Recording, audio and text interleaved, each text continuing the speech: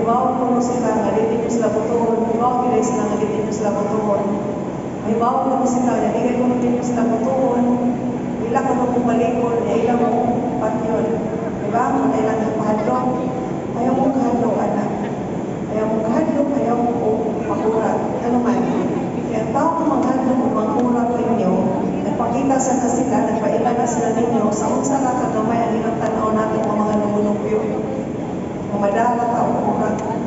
So, adlaw sa pinili ay, bagon mo, mata mo, butan mo, nandun mo sa presinto. Kung sa inyong hinungdungan sa presinto, kung sa kumuha niyo sa inyong suporta, talaway sa tag-agi, kumparahay sa taong damgo, kay dili man tanan damgo nito. Tinoon? Dili tanan damgo, parehong timbang. So, tanawan ninyo sa duha ka grupo nga nagpapili, kinsa ang mas nindot o damgo para sa Ormoc City, kinsa ang mas nindot o agi. Very good. Siya ulit. Yes. Pero ayaw sa ako sa ihanay.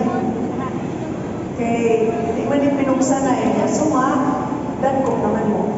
So, kamo mismo, maka-pilates mo, kahintlis.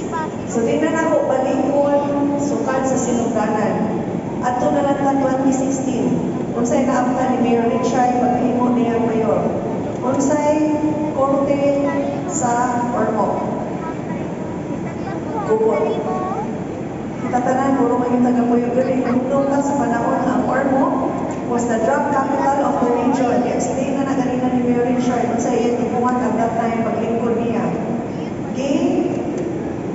Mong pundasyon ang kalinaw. Kaya kung wala kay kalinaw, dili ta makahisgot o kauswagan, dili ta makahisgot o magpalitan.